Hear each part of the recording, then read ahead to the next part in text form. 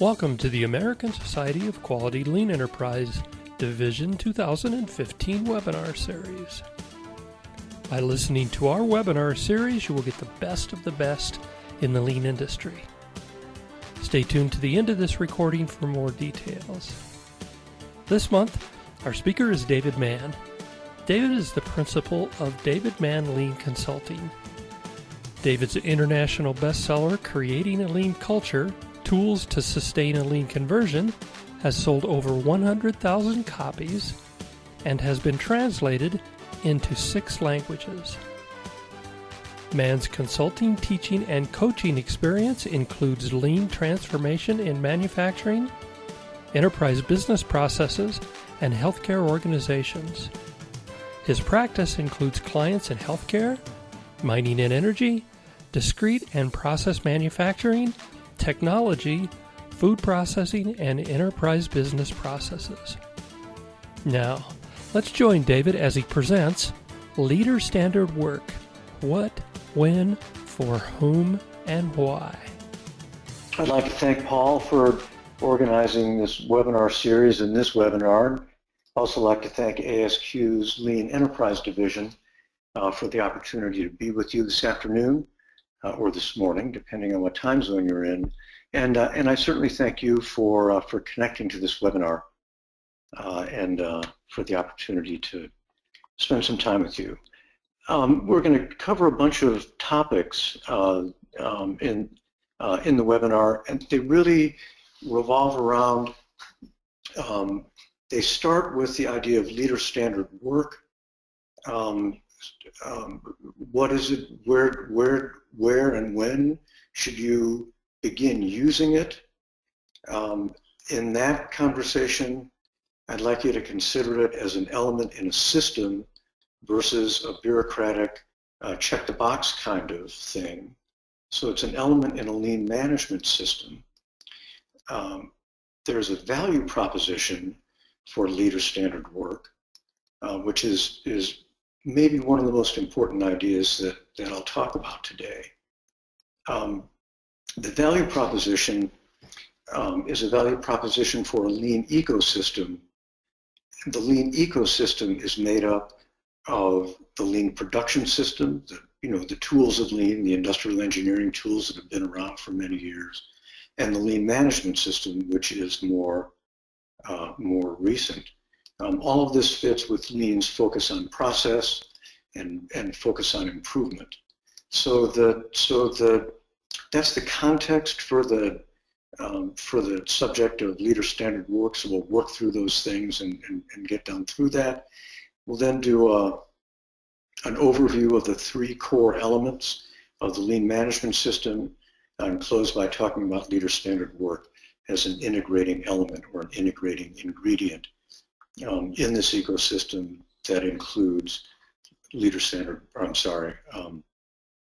management and lean production.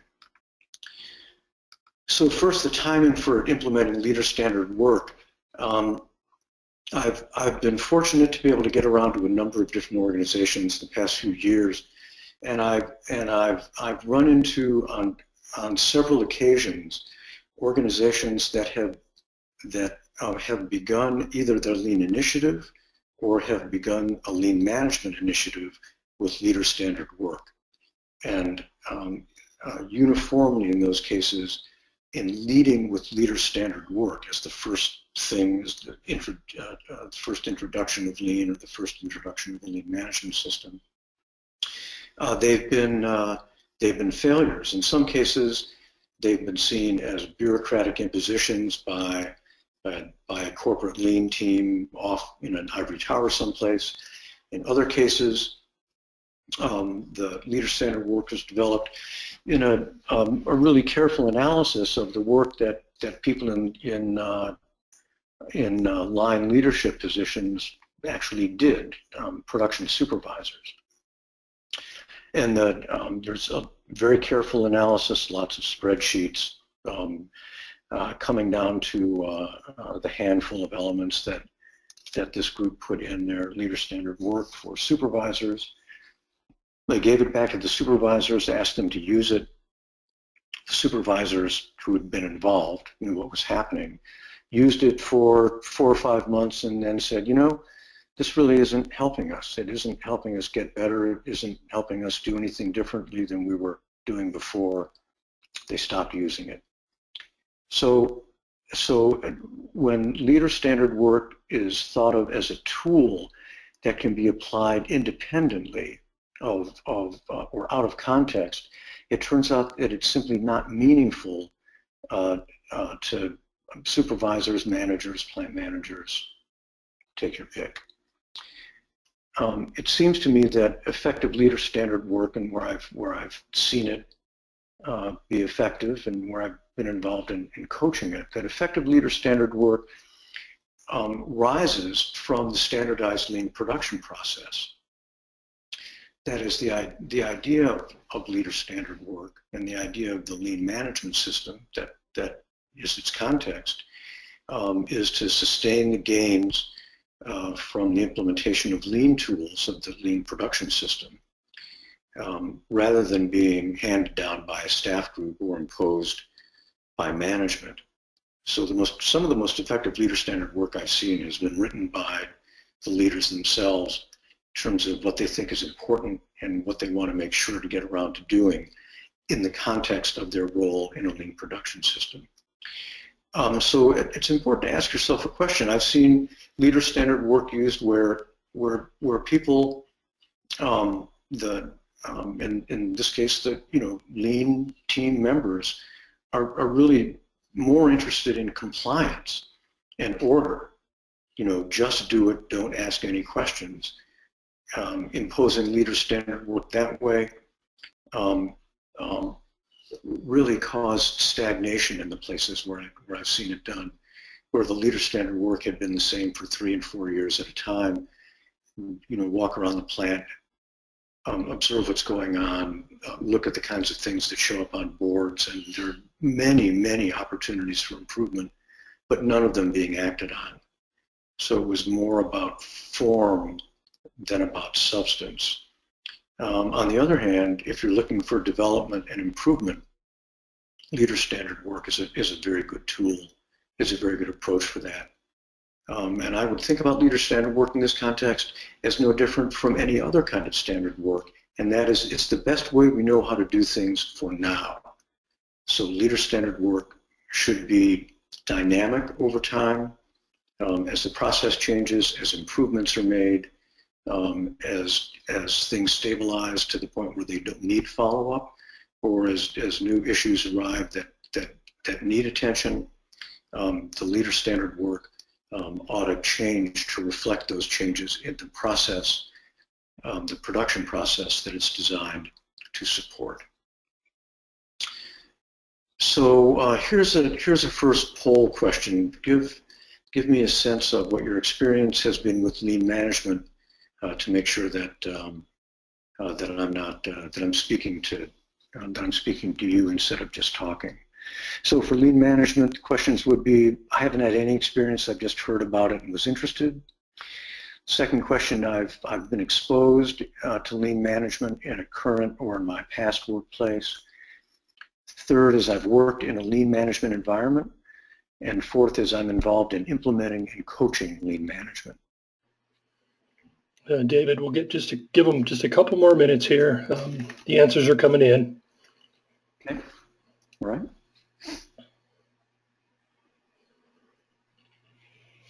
Okay, it looks like answer number one, where basically just heard about it, 9%. Have been exposed in a current or past workplace, 23%. Worked in a lean in management environment, 12%, and 56% am involved in implementing and coaching lean management. Oh, that's great. So let's see. I got to get back to my slides here. Where did they go? Okay. So that's I'm really pleased that that so many of you have had some exposure to lean management. I should say what the lean management system that I refer to is the one from Creating a Lean Culture. That's not theology. That's just the one that I know best. Okay.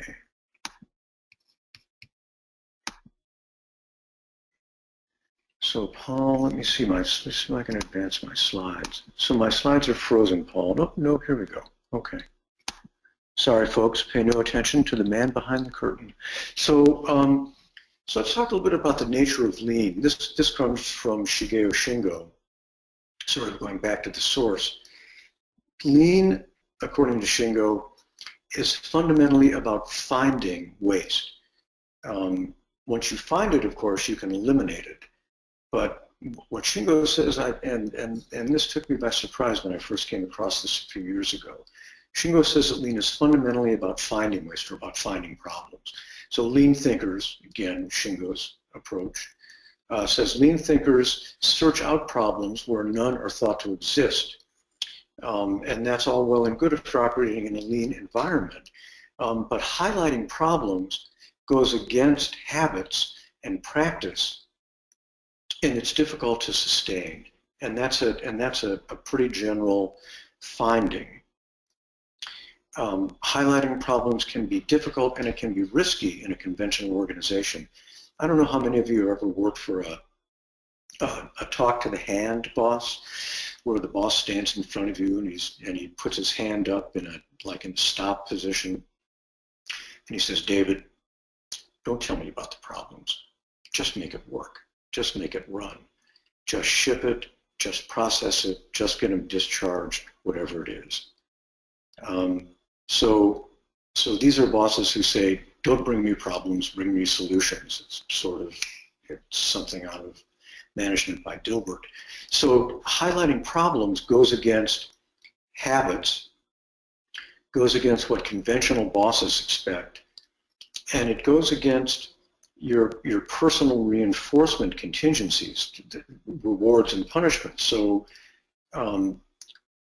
in 3 or 5 or 7 or 15 or however many years in an organization, you learn what's good to do and you learn what's not good to do. You get rewarded for the things that are thought good to do, and you get punishment.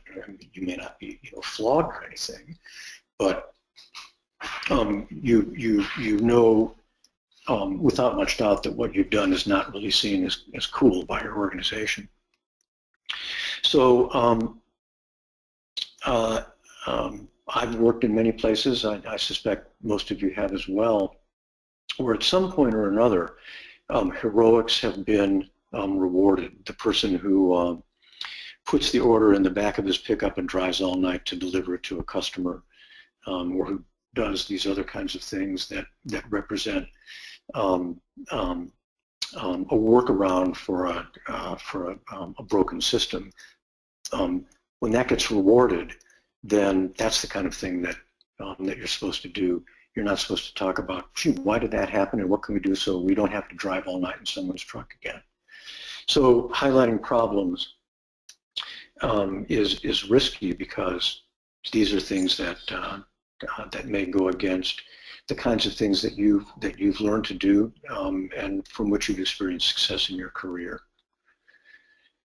So I think largely because of habit and convention, lean is a lot harder than it seems. That the evidence over the last 10 years is that of all the organizations that begin a lean journey, very few see it through to sustained gains. And by sustained gains, I would mean where you can see the impact on a business's financial statements. Probably not 5%, probably a little bit fewer than that would see it all the way through. And that's despite the fact that whether you're taking the lean approach or a Six Sigma approach or other approaches to process improvement, these successes, these objectively better results as an outcome of the improvement activities, that these objectively better results fail to last no matter what system they come out of. And I think the reason for that is a failure to recognize the implications for what managers do, for managers' practices and behaviors. So the lean management system, as many of you may know, is designed to address the behaviors, tools, and practices of managers that sustain and extend the gains from lean production. Lean management itself does not produce those gains. It's the tools of lean that produce those gains. The management system, its behaviors, tools, and practices sustain and actually serve to extend those gains. So if you think about this for a minute, sustained lean success experience suggests the need for a lean ecosystem. And the ecosystem has two main subsystems. Lean production system is one. These are the tools to improve the process stability and improve the process performance. And then the lean management system, these are the behaviors, practices, and tools that focus on the process, critically important point. Behaviors, practices, and tools that focus on the process and sustain these initial lean gains, and by focusing on the process, drive further improvement. So I would ask you to consider, at least for the course of the webinar, that there is this lean ecosystem that's made up of lean production and lean management. And this is what that ecosystem looks like. You get lean tools to improve stability. So you go to the lower left corner of the slide where it says start here. Those are lean tools. Then you apply lean management immediately to sustain the gains from the lean tools. And when I say apply immediately, think of a Kaizen, a sort of standard Kaizen 5-day event. There are Kaizens of different length, of course, but think of this a 5-day event where Wednesday night you implement the changes that you developed on Monday and Tuesday and Wednesday. On Thursday, you evaluate the operation of this newly changed process, and you standardize the process. And then on Friday, you make the presentation. Here's what the current state was. Here's what the future state is. This is what the changes are. Here are the indicators of process performance, and here's the standardized work. So that would be lean tools that improve stability. The lean management coming immediately after, I would say, should look like this. That certainly in a Kaizen or other lean improvement activities, complete the improvement activity by writing the standardized work for the new process, the newly changed process. But have that be the second to the last thing you do before the presentation. Have the last thing you do after you write the standardized work, create visual controls that reflect the health of the process as the process cycles. Every 15 minutes, 30 minutes, every hour, a couple of times a day, depends on the velocity of the process. But create a visual control that will regularly reflect the actual performance versus what was expected. This is the visual control. And when actual didn't meet expected, or when actual or performance missed the target, capture what that problem was. You don't know what the reason was necessarily for the problem because you haven't had time to do cause analysis, but describe the problem. What was going on? What happened when the defect, when the interruption, when the failure occurred? So the visual control then, as the first element in the lean management system, gets paired right hand in glove with the improvement from the lean production system. So you start the lean management system as soon as you're implementing the change that has improved the stability from the lean production system. So the management system, with this sort of turquoise colored icon, is focused on finding the next problem. The lean tools produce an improvement, but the lean tools don't guarantee perfection, of course. So even though the process is working better, it remains imperfect. the lean management system tools, starting with visual controls, are designed to trap and capture problems when they arise from the production process. You note those problems, that's the find problems part, and you find them in the visual control.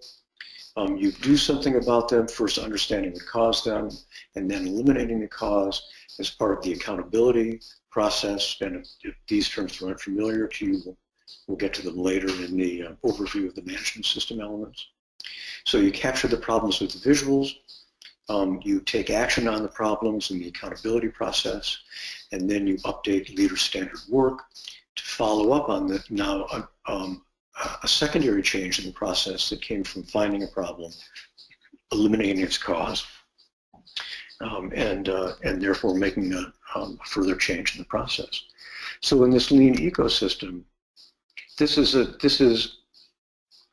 you can see the interdependence of the management system and the production system, all focused on driving improvement. No sooner do you make an improvement than you refresh the management system, looking for problems. Remember Shingo's advice: lean is first about finding problems. So you're focused on the process with the management system to capture the problems that remain, and then apply the lean tools to improve them, and so on and so forth. And you keep doing that, of course, until you're perfect, in which case I'd like you to call me, because I will, on my own dime, I'd like to come and see your perfect process. So some critical characteristics of an ecosystem, just to reinforce this. Yes? David, can I interrupt you for just a second? We're hearing a noise in the background. Yep. We're hearing a noise in the background. Is there, do you have like a bird in your house, or? Actually, there's a red-bellied woodpecker about 50 feet from me, and they make this sort of noise. That's it. We can hear him in the background. I guess I just wanted to let you know if there's anything you can do. That would be great. But to everybody that's asking questions, we can hear it. We just see what we can do about resolving it. Well, let me see if I can isolate some source of that noise. That was the sound of a sliding door. Okay, sorry about that. Any bird watchers out there, though? Much better. Always great to see a woodpecker. So an ecosystem, some critical characteristics. It represents a complex set of relationships among resources. So this is the give and take relationship between the production system and the management system. It's a functioning unit where everything is interdependent. We're just talking about the interdependence between management system and production system. And when these elements are in balance, the system is sustainable. And for those of you that have worked in an effectively functioning management system, I would hope that you would have seen these three characteristics. Part of the balance, I should say, is that in an important way, elements of the management system, particularly the visual controls, represent a proposition from management to frontline people, whether you're in a factory, an office, a hospital. And that is that management says to the frontline people, if you tell us problems that you're having, interruptions, frustrations, and delays that you experience in the work process, and you write those problems down on a production tracking chart, we'll do something about them. So there's a trust me request from management to the front line. And there also is a commitment on the part of management that managers will share their discretion with frontline people. That is, share the discretion to define a problem that's worth working on. Lots of the improvements in lean systems come from problems that are totally below the radar of people in management positions, even frontline supervisors. And giving the process a voice, giving the people a voice, restores some balance in the relationship between management and frontline people, which gets extended if we won't get into that this afternoon, but gets extended in an effective process improvement suggestion element as well. So definitely that this lean ecosystem improves elements that have an effect on the balance of this discretionary authority to define things that are problems worth working on that could result in improvement between managers and the front line. That's something I think that's very important. It's often overlooked. So this interdependency, it's well established that gains from, I would assert anyhow, that gains from lean production are rarely sustained over a long period of time. What I think is probably less well known, but in my experience certainly it's equally true, that a lean management system implemented independent of, separately from a lean production system, that a lean management system in that case is simply not meaningful to people. Why should I be doing this? And this has been especially true in the cases where I've seen leader standard work implemented just as a tool, like I'm walking down the aisle at Home Depot and I see a compound miter chop saw. Oh, God, that's a great tool. So I pick up this tool, but I'm using it in isolation of other tools, of other plans, and it simply is, while it's attractive initially, it doesn't really do very much for me. So leader standard work can particularly be seen as a bureaucratic check-the-box exercise that's imposed on leaders. It doesn't help them do their jobs any better. It doesn't produce improvement. And importantly, we'll come to this further this afternoon, importantly, in that context, leader standard work does not help provide people does not help people have a better day at work, does not have the first line supervisor, doesn't help the first line supervisor have a better day at work. Same problems that bedeviled her day in and day out, nothing's happening about them. But here's a checklist that I want you to follow every day. Not meaningful. And if it's not meaningful, it may be sustained sort of in a like malicious improvement if people, or malicious compliance. If management insists on it, okay, I'll check the box, but I'm not impressed with it, and I'm not impressed with the person who's asking me to check the box. So you have to be really deliberate in asking, are the conditions here, the lean production system conditions, right for the lean management system to be seen as meaningful by the people that we're asking to use it. So we'll get to the value proposition in a minute, but that's what this is leading up to. Okay, so we come to the next poll. Have you been involved in Gemba walks, that is workplace floor observations of the work process itself? Number one, I'm not sure I know what that means. Number two, I have with a past employer. Number three, I've participated in waste walks at my current job. Number four, I try to do so regularly. And number five, I lead or coach Gemba walks. While everybody's answering, David, first of all, thanks for fixing the sound. It sounds great now. Also, I've had several people that have asked about the slides.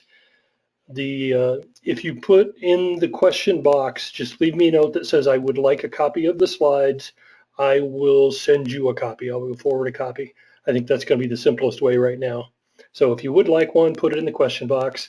And then a reminder, if you have any questions for David, put them in the question box and we'll get them answered. Okay. And Paul, I'd add a few, if at some point you've got questions or run into a problem trying to use the stuff that we're talking about today, send me an email, give me a call. I'm semi-retired. I'm not trolling for more consulting business, but the way I look at it, we're all in this together. And if you've got a question that I can help with, please let me know. Perfect. I appreciate that. The answers to the poll: 3%. Not sure I know what that means. Was that 30, Paul, or 3? 3. Great. 21%. I have with a past employer. 27%. I have participated in waste walks.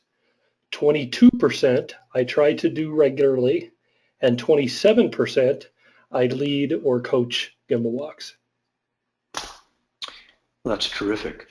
I'm sure that many of you know more about this than I do, so maybe we can talk later. All right, now I have to get my slides back. That's a nice fish we got there on the background. That's a Florida redfish. It was really a lot of fun. Okay, good. So we're back. So implications of Shingo's advice. This is the advice to go to the place, look at the process, talk to the people. Let me make sure I didn't skip that slide. I didn't. So lean leaders go to the process, they watch the process, and they talk to the people. Why is that? What are they doing? This isn't a poll question. I'm sure many of you can answer this. The way I was taught, when you're on the floor, you want to be looking for adherence to standardized work. This is like a regular Gimbal walk. You want to ask people for ideas for improvement. You want to maintain personal relationships. This is not so much Gimbal walking as this is an everyday thing. The closer you are to the front line, so we'll get into percentages of time accounted for by leader standard work a little bit later. But if you're a production team leader, most of your time is spent on the floor, part of that is to have this kind of conversation with every frontline person every day. How's the standardized work going? Got any ideas for making it better, more efficient, easier, produce better quality, more interesting? Want to ask about how was your daughter's cross-country meet last night? I mean, you want to maintain personal relationships with people, which is I think a part of lean that may be overlooked. But this is trying to engage people, and you're going to find it much easier to engage people if they have a sense that you know something about them, that you care about them, and that they can trust you. So if you don't have this focus on process, it is very unlikely that standardized work is going to be sustained. You have a great improvement event. You put in much improved standardized work based on the changes in the process, and then nobody ever comes around and says, "Hey, how's the standardized work going?"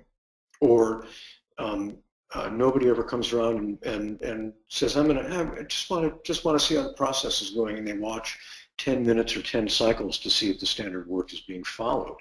If those kinds of things don't happen, the odds are that, you could go to Las Vegas with this probably, that the standardized work is not going to be sustained, that the process is going to go out of standardization and into a state of instability. Is it the case that the typical conventional supervisor or manager is comfortable doing this, knows how to do this? Certainly not in my experience. It's not saying there's something wrong with them, it's just this is something new. Gimbal walking, spending time on the floor, focusing on standard work. Supervisors, conventional managers haven't been taught how. We shouldn't expect them to know how to do this. My own experience was that and we had really good lean coaches, all ex-Toyota or Toyota trained guys. They were all guys, of course. This was about 15 years ago. There were not a lot of women involved in the Toyota production system in those days. But our sense of that, they'd walk the floor,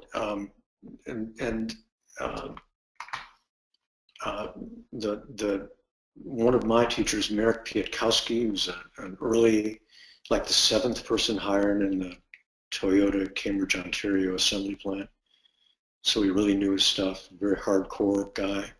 We'd walk the floor, Merrick would be muttering, "What is the process? What is the process?" I had no idea what he meant.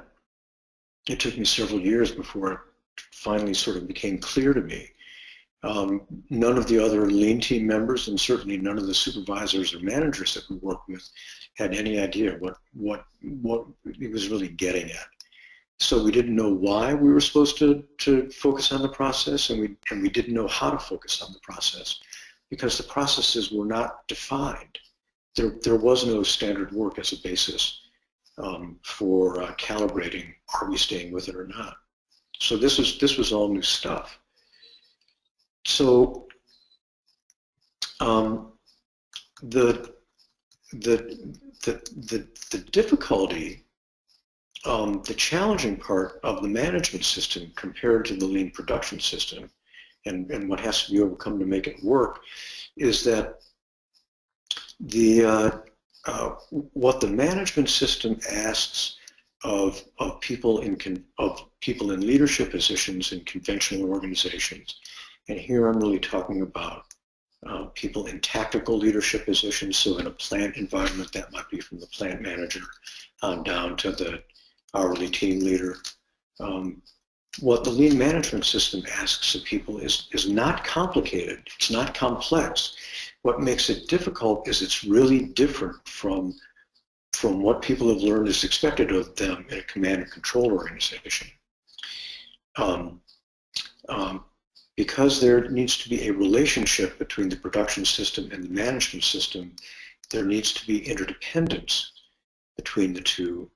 And I mentioned this idea of balance a couple of minutes ago. The practices and tools and behaviors in the management system are really focused on sustaining the production system and its focus on process.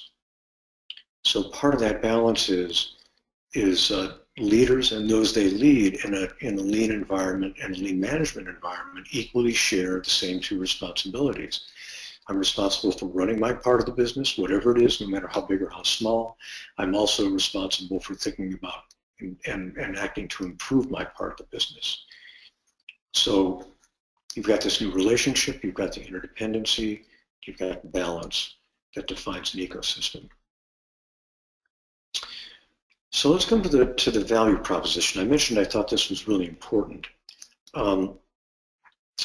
The value proposition really starts and ends with the question that is the question that often occurs to people, but is rarely actually vocalized in talking with people about a coming lean conversion. And that question is, what's in it for me?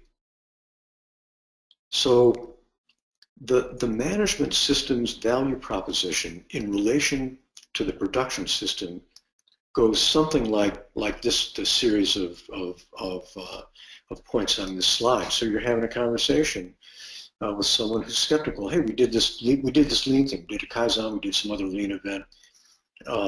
Did that and it eliminated this this problem. Was that one that that used to come up all the time, and was that frustrating? Oh yeah, it was that thing was really a pain in the neck. So that's a benefit, right? Would you like to see this sustained? Do you want to see that problem come back? I don't want to see it come back ever. So yeah, I'd like to see this change sustained. You've been around the block a few times in the past. Would you expect that change would last? Not really. You then get into the conversation about the program of the month and the history of improvement activities in a given organization. But then you say, so if it lasted, would that make a better day at work for you? He says, well, yeah, of course it would. So the answer to the question, what's in it for me, is if you do your part to sustain the lean management system is going to sustain the benefit that you got from this lean gain that we just accomplished by applying the tools of lean production. And not only that, but the lean management system also captures the next opportunities for improvement So other problems are going to come up in this process because we know it's not perfect yet. We made it a little better, made it a little more stable. As other problems come up that interrupt production, make you stand around twiddling your thumbs, delay the process, make the day seem like it goes on forever.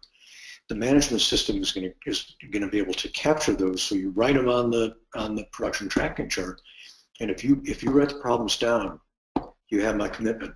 We'll take action on them because we've got the structured way of doing it, and you're now referring to the daily accountability process, which we'll come to a little bit later. So there's a value proposition for the lean management system. It's true for frontline leaders. It's true for leaders, for supervisors and team leaders and on up the line as well. Why should I use this leader standard work?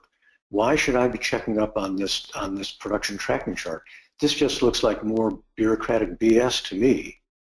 Well, if you want that gain to be sustained, these are very simple things, but we're going to ask you. We will ask you to do them consistently. And if you're in a coaching position, and I'll be here to help you get used to it.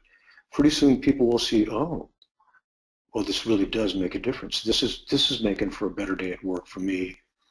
If I don't have to chase this problem all the time, if I'm a supervisor, a better day at work for me if I'm a frontline worker because I'm not standing around with the day lasting forever. Okay. So the good news about the lean management system, it's heavily structured with a lot of process in it. These tools are not complex.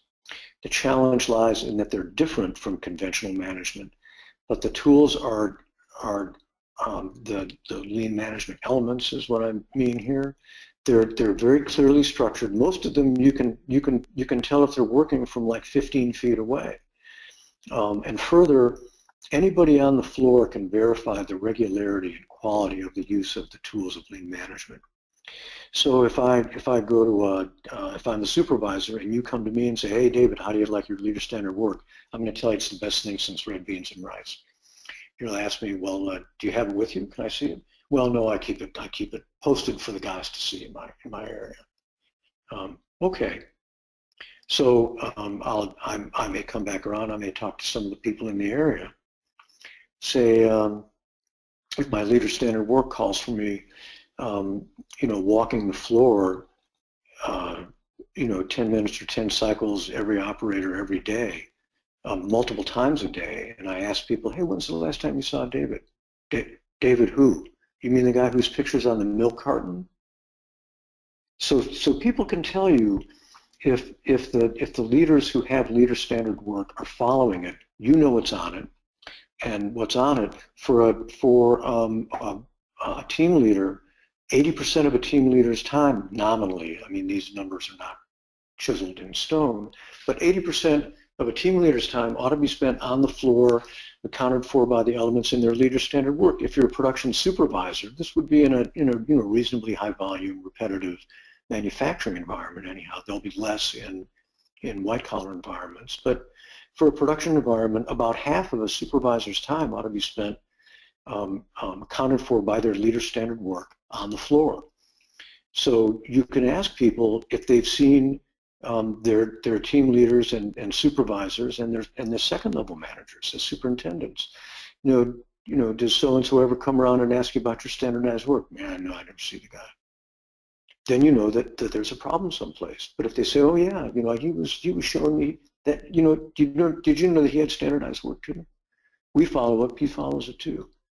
So the things that you can't actually see, the visuals you can see, the accountability boards you can see, the red dots and green dots you can see. Standardized work, you can't see it directly, although certainly ask people if they have it with them, and is it marked up or does it look like they've never touched it.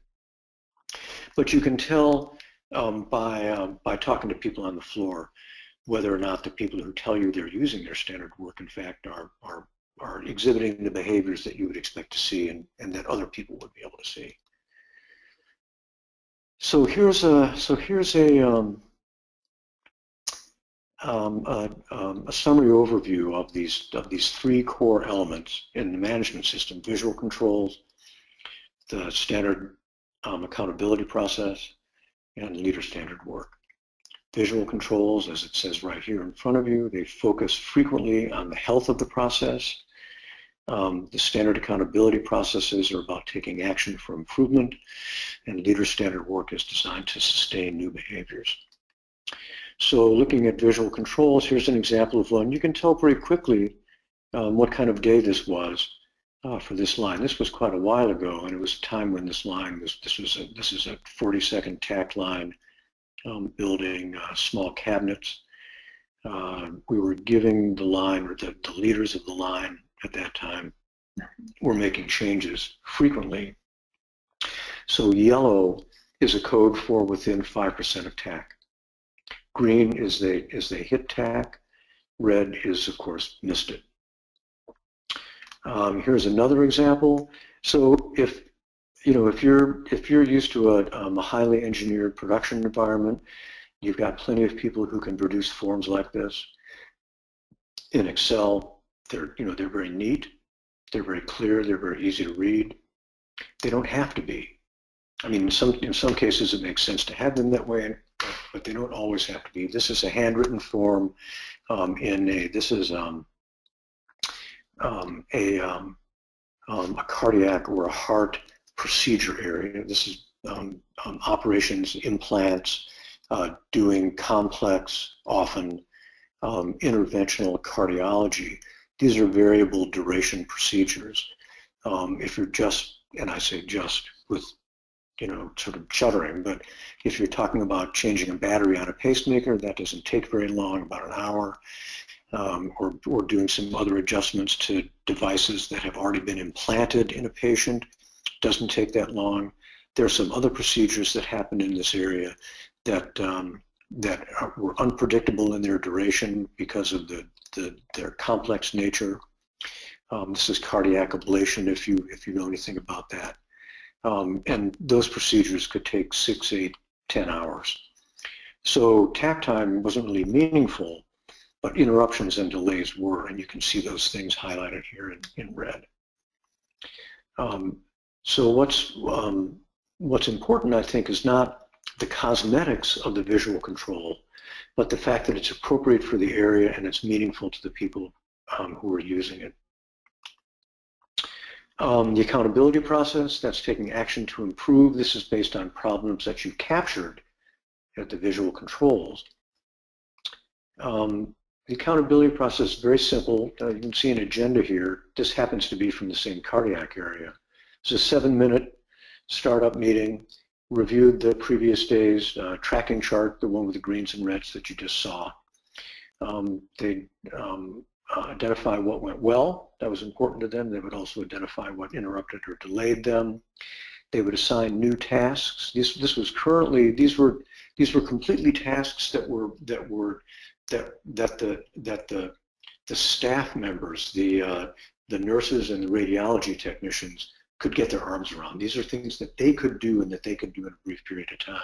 So assign new tasks using the what can we do today rule. They reviewed the tasks that were overdue or that were due. They would code the ones that were completed in green. The ones not yet done would be red.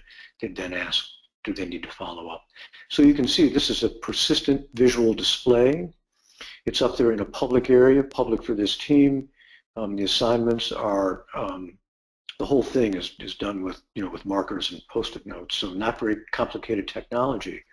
You can see if you look in the upper left corner of the slide, their scoreboard. At the time we took this picture, they'd gotten 13 things done. By the time they got up to 63 or 65 things done, they had eliminated problems that had prevented this this is like a $25 million interventional cardiology lab. It had never hit its planned capacity. After about 2 months of doing this, capturing problems and assigning tasks, it hit its goal of the number of cases per week for the first time ever. These were problems that were completely below the radar of the nurse manager, charge nurse, and area administrator. So that's the balance that I was referring to earlier. These are problems that cause frustration for the staff. They were able to get their arms around them, do something about them, made for a better day at work for them, and ended up with a pretty dramatic process improvement as well. Here's what you might think of as a more conventional board. This is in a manufacturing plant. Whiteboard, all neatly striped and lined out, and it worked as effectively as this one did, as the previous one did. So the idea is you want to know who's going to do what by when, and make simple task assignments in a direct way. Put the assignment on the date for that particular person, whoever that person is. When that date comes, ask if it were completed or not. If it's complete, give it a green. If it's not complete, give it a red. People don't like this at first, but it's you get rewarded for for getting done what you said you were going to do. It's actually very effective. So we're about to get into leader standard work. Here's the third poll question: have you seen or used leader standard work? I've heard of it, but I've never used it myself. It's number one. Number two, I've used it, but it was like a check the box exercise, not meaningful. That's number two. Number three, I use it now, but don't follow it like I know I should. Number four, I use it now and it drives stability and improvement. This is great stuff, David. Really appreciate it. I had a couple of questions I think we can ask now. How many pounds was the fish? Mm-hmm. How many pounds was the fish in the picture? The guide said he didn't have a scale, but he sort of gave it as he said it was an 8-pounder. It looks bigger than that. It pulled like a tractor. It was, I don't know, like it was pretty exciting. Also, here in the last bit of this, I'm sure everybody can tell we're probably going to run a little over. This is really good stuff. So what we're going to do is keep going. Just remember, if you do need to leave, this will be posted on the YouTube site, and you can scroll back to the back and listen to the last little bit. So if you need to leave, go ahead and please come back to the YouTube site to listen to the balance and the remaining questions. Let's look at the poll response. We have 45%. I've heard of it, but never used it myself. Okay. 16%. I have used it, but it was a check the box exercise. I'm sorry to hear that. 17%. I use it now, but do not follow it like I should. And 22%. I use it now, and it drives stability and improvement. So a real mixed bag. Let's see. Now these slides ought to come back, or am I going to click this?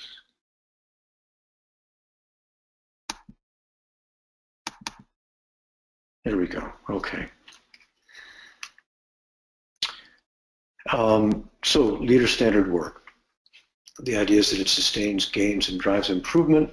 And 22% of you, almost a quarter, said, yeah, that's what it does. That's what it's supposed to do. That's the idea.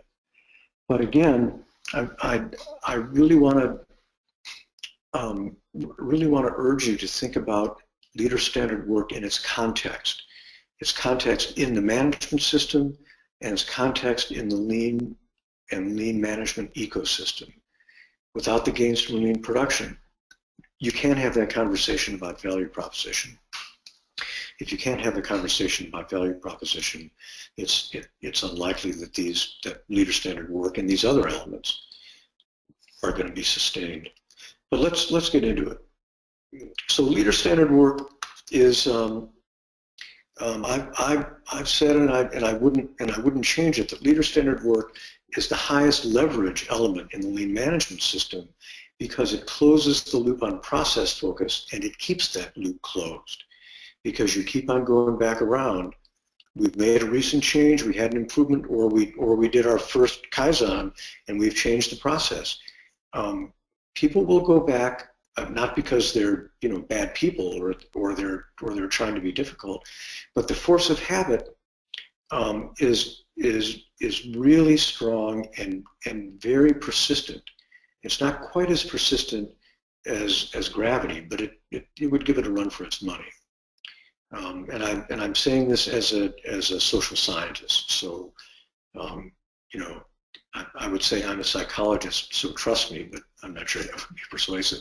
But the force of habit it requires a long period of reinforcing alternative positive behavior before a force of habit is extinguished for good.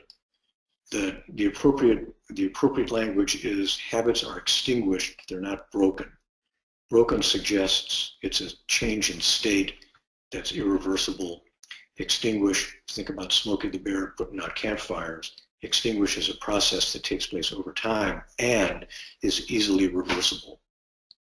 So leader standard work is what keeps the loop closed by reinforcing this alternative behavior to the way we used to do things here, reinforcing this new way, this lean way, reinforcing the use of standardized work, engaging people in thinking about standardized work is an important part of it.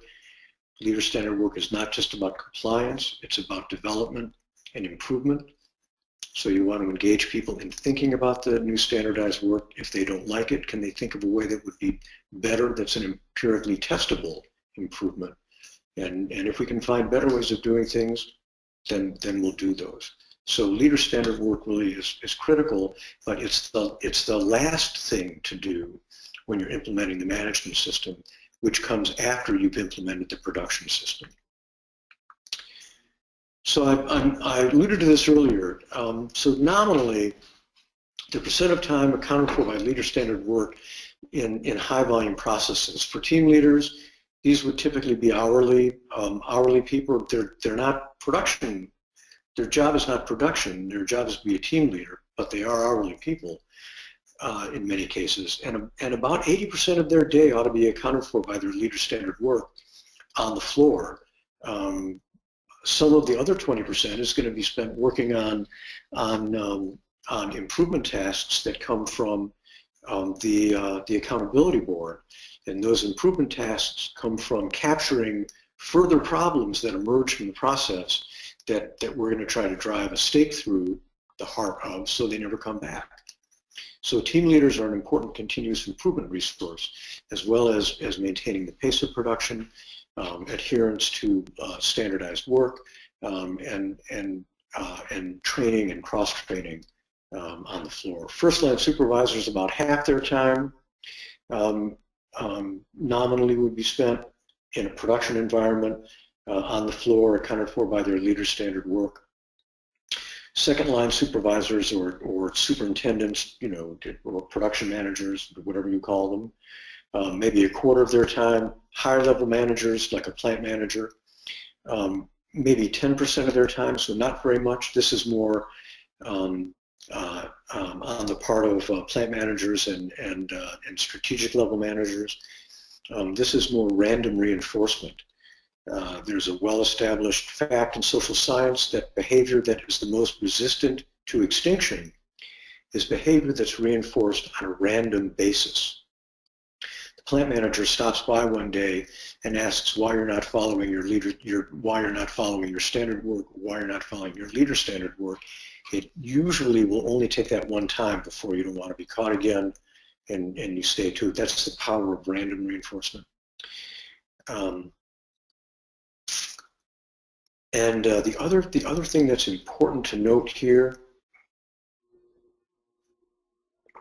is that there is designed overlap, built-in overlap.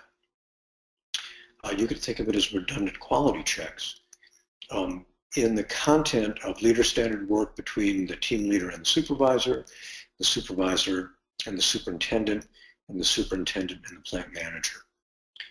So if the team leader is supposed to observe and reinforce standardized work with every operator every day, the first-line supervisor might do that with an operator from each team leader's area.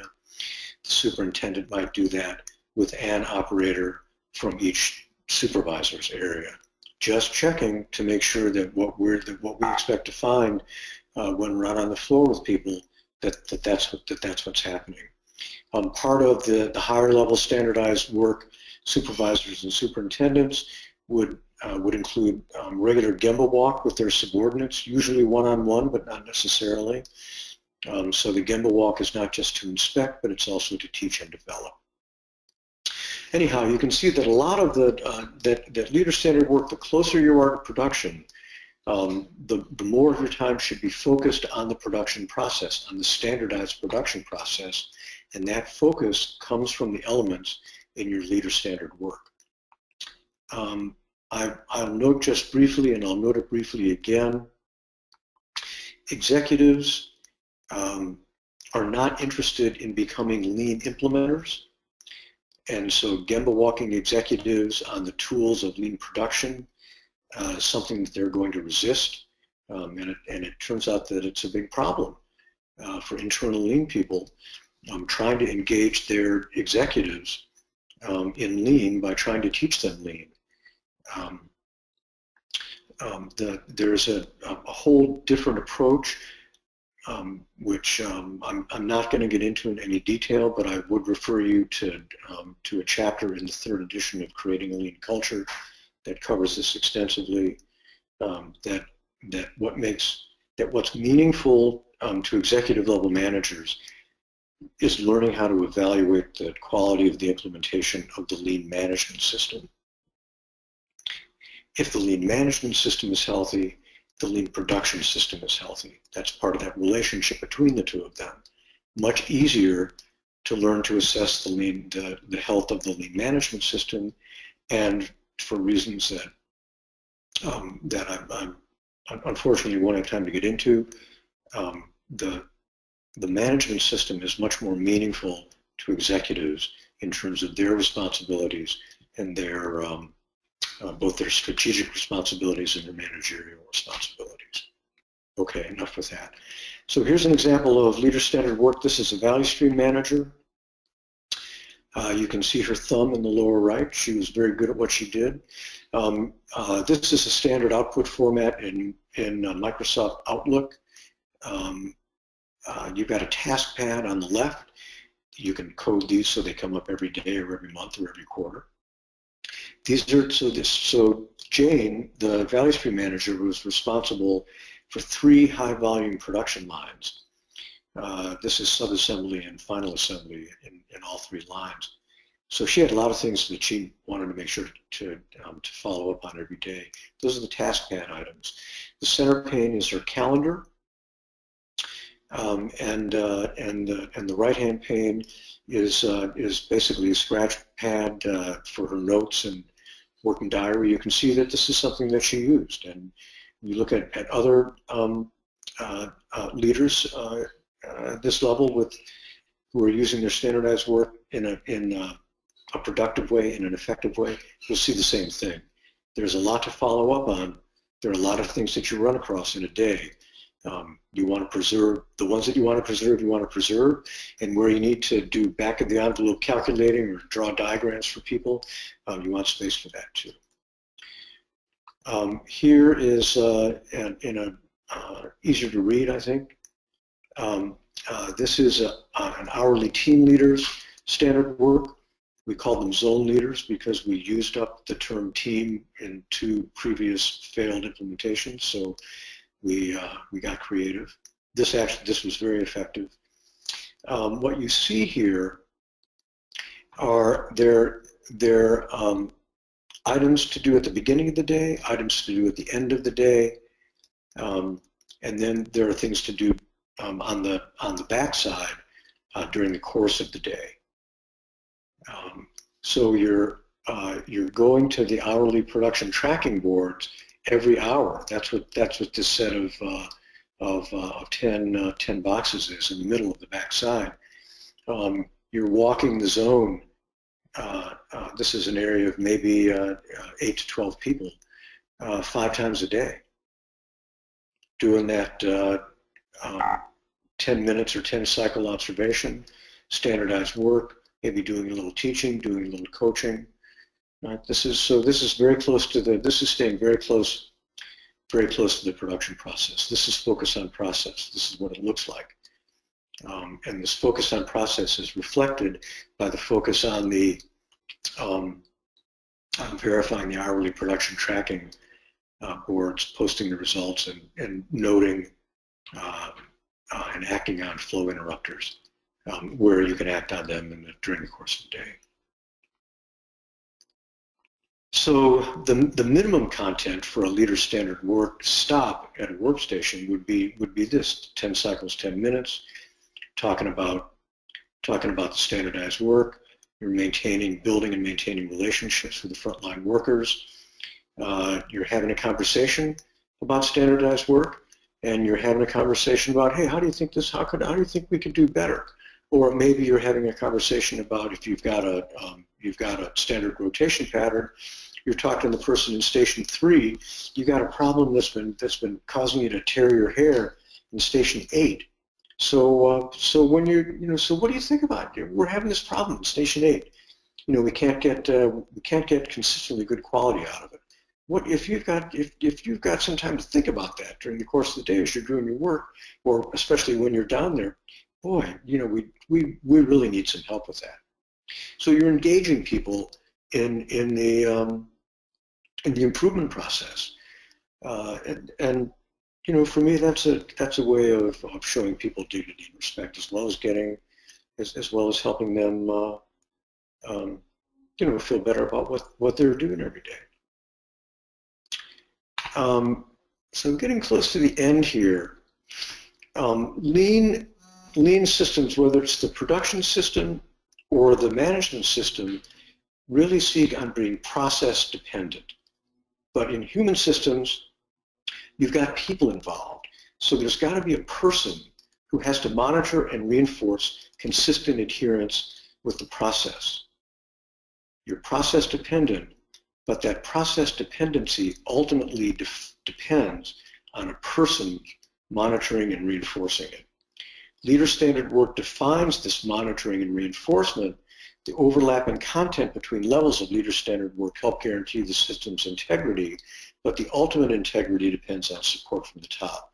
And as I mentioned, this is a topic for some other day. I wrote about it for the first time in Chapter 8 of the 3rd edition of Creating a Lean Culture, and I would refer you to that. Remember the value proposition. We're talking about people here. We're talking about people who want to be, they want to be persuaded. So people's buy-in to lean and sustaining lean depends on the way you answer the question that they're probably not asking you, which is, what's in this for me? With lean, and especially with lean management, a concrete, meaningful, persuasive response usually refers in some way or another to having a better day at work. I mentioned earlier, it's true for frontline, it's true for people in leadership positions. Lean management by itself doesn't deliver a better day at work, except for executives. That's the exception that I just mentioned. The tools of lean usually do result in a better day at work, and lean management sustains that better day at work. And that I think is the main selling point. That's the main element in the value proposition. So summing it up, where to begin? Lean tools or lean management, start with the lean tools. Competently applied, lean tools are going to eliminate recurring problems of all sorts. That's the definition of a better day at work. Lean gains are hardly ever sustained like other programs of the month. The management system, behaviors, tools, and practices sustain the gains and sustain the better day at work. And the value proposition depends on timing. Lean gains first, then lean management, and within lean management, leader standard work last, because it keeps the loop closed. So for more details on all of this, I'd refer you to Creating a Lean Culture. It's readily available. And I would also say that if you have questions or run into roadblocks in working with this stuff, absolutely send me an email, give me a call. I'm easy to find. My contact's easy to find on the internet. So thank you very much. And if we've got time for any questions, I'd be happy to have them now. Thank you very much, David. That was great. We do have a few questions. There are still several people on, so I think we're just going to go ahead and answer the questions. Again, if you do have to leave, the questions will also be answered on the YouTube video, so you can always refer back to that. First question, what do the shop floor employees need to know about leader standard work? I'm assuming that's the people that aren't involved. What do they need to know? Well, I've often seen this, and it has always made sense to me. What's good for the goose, good for the gander. I've got my standard work, you've got your standard work. Here and here it is. I'll post it. Here's my. This is what I'm supposed to do during the day. It should be. There shouldn't be anything on it that would cause a problem in posting a blank leader standard work. The ones that you carry around with you and fill out, there will be things on there that they may be personnel related issues that you need to follow up on. Those kinds of things probably not public, but I'd show it to people. Standard work is. I found it good for me. I think you would find your standard work you would find helpful, if for no other reason than giving you a baseline against which to think about improvements that you think we ought to make. We have a couple of questions about the most effective tools. So the specific question, can you give me examples of the most effective standard work for leaders tools, including the tools that support the tools and the practices of leader standard work, and are there different tools for the blue collar? I would assume that would be the team leaders out on the floor versus maybe their supervisor levels. So as to different for different levels, the content is going to be different for different levels. I mean, the content in a workstation, is going to be, pick up this part number, center it to this part number, use these fasteners, place it in a cradle, and side it down the line. Whereas the standard work for the supervisor might be, it's going to include, today I'm going to gemba walk with the team leader David to make sure that he sees what I'm seeing. I may follow up on a 5S audit. I'm going to spend 10 minutes or 10 cycles, whichever comes first, observing an operator in each of my team leaders' areas. I'm going to observe that if start and stop times or break times have been an issue, or I may do it randomly anyhow. I'm going to observe that people are ready for work when the break time is over. I've got improvement activities that I've gotten from the accountability board. Those will be on my standard work. There are example items in the leader standard work chapter in the book. You can also take a look at, for the team leader, you can take a look at the slide. That's a pretty legible, pretty good version of this is team leader's day. And the supervisor would be a scaled down version of what you would find in that value stream manager standardized work. Okay. Slide 15, you talked about someone you were following, I think it was a Toyota person, kept saying, what's the process? What's the process? The question is there a correct answer to that? When he's asking that question, is it because there was a lack of standards, or no start and stop, or what? Well, it was sort of like the Wild West. But this was really before we had done any recent lean implementations in that process at all. There had been other lean implementations that had been put in a few years previous, but there was no evidence of them. It's a classic case of it not lasting. So when he was saying, what is the process, in what he was looking for would have been, well, let's go over to this, 5-person line, and in front of every station, that written large, so that you can read it from 10 feet away, you'll find standardized work for what happens in each of those stations. That's a definition of the process. So he was looking for process definition, and if he had found process definition, he would then have been looking for process discipline. So you got standardized work. I'm gonna look at the standardized work, and I'm gonna look at what people are doing, and I'm going to see if we're really following it. And let me give you a contrasting view. This was in a hospital surgical scheduling office. I was on a gemba walk, and I asked, gee, what's the process here? Do you have standardized work? And the lead nurse in the area pulled out a binder that had hospital policies in it, but it said nothing about scheduling surgery.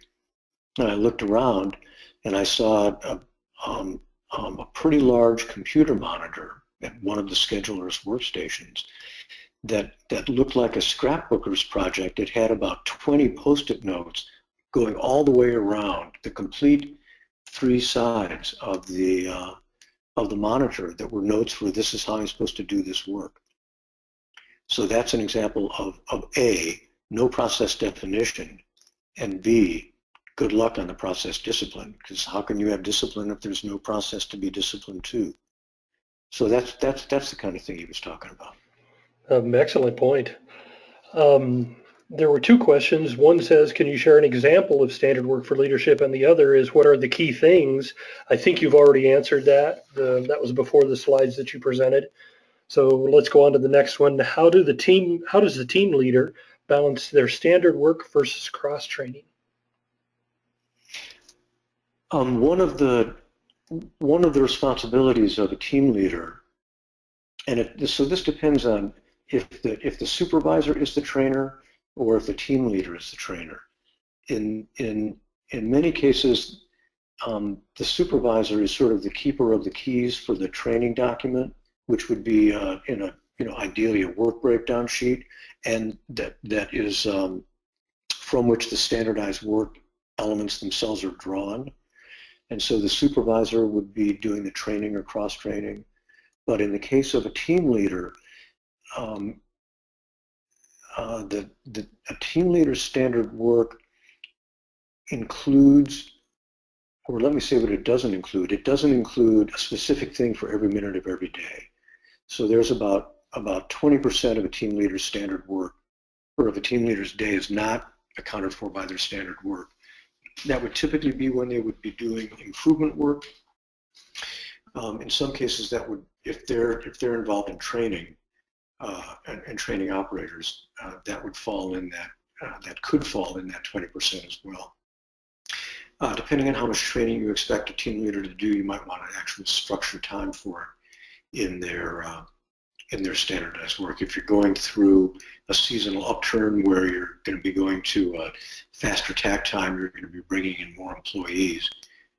You may want to have that reflected in a revised version of their standard work over that seasonal bump. Slide number 29. Does that represent how it is or how it should be? I believe that was the percentages of, that one right there. Is how it is or should be? This would be how it should be, or approximately how it should be. So you could say a lot of a team leader's time really ought to be spent focusing on the process. Somewhere around half of the supervisor's time. So these are, these are not, again, these are not cast in stone, but most half maybe a quarter. These are sort of guidelines. And when you get out of a high volume process, like especially when you get out of a factory environment, I find that these percentages would be reduced a little bit. But if you're doing a lot of complex claims processing, for example, you may want a lot of focus on process, because you want to make sure that the standards that are being used in these variable tasks are being met. So every time, like a claims processor or even a customer service call center operator picks up a line, they will probably have to pull up a protocol that they're supposed to use for that particular instance, for that work piece or work call. You probably want to have team leaders pretty available for that, because you've got people shifting. The workers are shifting from task to task. The work pieces are not they're not the same one after the other. So you need to use your judgment about what's the risk of reduced focus on process. What's the benefit of greater focus on process in terms of the stability of your outcomes, the stability of your quality, say. We have 2 questions left. While you're on that slide, can you go back to slide 20? Someone would actually like you to just review slide 20 again. Oh, okay. Actually, let me give you, I thought I'd use the same version, but let me come back. Let me use this one, same icon. So the idea of the management system is that it focuses on process. That's that center element. And it focuses on process first with the visual control by frequently examining the health of the process. That is, did the actual results meet what we expected? Did the prediction that we made about the outcome of the process, was that prediction met? If it wasn't, what happened? That's the capture problems. So the visual control is not supposed to be status. Think of the visual control as the trap that the muskrat skinner puts out in the swamp. And pardon me if this is a distasteful illustration, but you're setting traps for problems is what you're doing. And when a problem happens, the visual control needs to snap closed on that problem and capture it. What happened? Not why, because we probably don't know why, but what happened? I had bad paint on the underside of the pull on the 3rd drawer. So be specific so that we've got enough to follow up on. So the visuals are to reflect the health of the process frequently, and when the process is unhealthy, it wants to capture the problem and describe the state of unhealth at that point. The second element is the accountability board. So I take the visual control to the daily accountability meeting the next morning, and I look at the visual control for process misses, for problems that happened, and those that require follow-up, that weren't resolved adequately at a root cause level when they first occurred. Those are going to be assigned actions for improvement. The first action would be take this problem that we captured with the bad paint on the 3rd drawer and do a cause analysis. Why did that happen? And report back. Okay, so I do that in 2 days. Day 2, I say, got it. Got the cause analysis done. What do you think the problem was? Well, this is what the analysis shows. Okay, if that's all you need to do, then go put a change in place that would eliminate the source of that problem. So the accountability process is to take actions to improve that eliminate the problems that were captured in the visual controls. And then coming around to leader standard work, the idea of leader standard work is that if we've just made a change in the maybe in the surface preparation area or in the finish application area, so that we don't have that problem on the third drawer on this particular unit. We want to make sure that we do this new thing consistently. So sustaining the improvement means I'm going to update my leader standard work. I'm going to write a new element, that is, go to the surface prep area and check on, let's say, the tool sharpening interval, or the abrasion, the abrasive refreshment interval, or something that we came to understand as the cause of that problem, and we said now we need to change our material every third unit. Well, are we doing that or not? And that would be in the leader standard work, and you would do that. You would keep that in your leader standard work until you were persuaded that problem, that new process would be sustained without specific monitoring. That may be never, may be in 2 or 3 weeks, maybe in a couple of months. You know, you need to see, do I need to keep doing this, and how would I know? So I'll back off for a day and let's see if the problem comes back. If the problem comes back, then I need to go back to monitoring, and in fact I may need to have some further conversations with the people who work in that station. So it's that kind of thing. So you get this virtuous circle that starts with being alert to problems, and by focusing on what the process should produce compared to what it actually produces. That's the focus on problems. That's how you capture the problems, from focusing on the process. Actual, expected, every cycle. And the rest of the process then follows from that.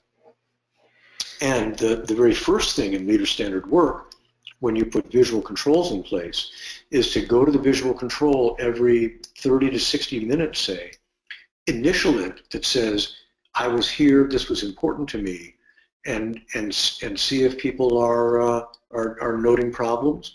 Are they writing problems as pretty good problem statements? Do they need some coaching on that? Do they not understand that they are supposed to capture problems, and no one's going to, beat them about the head and shoulders for capturing problems? I mean, it's that kind of thing. The final question, David. 2 people ask, have lean ecosystems been implemented successfully in both a project management type of organization and an office-based processes? Certainly, yes, in office processes. I guess help me a little bit with what a project management environment means.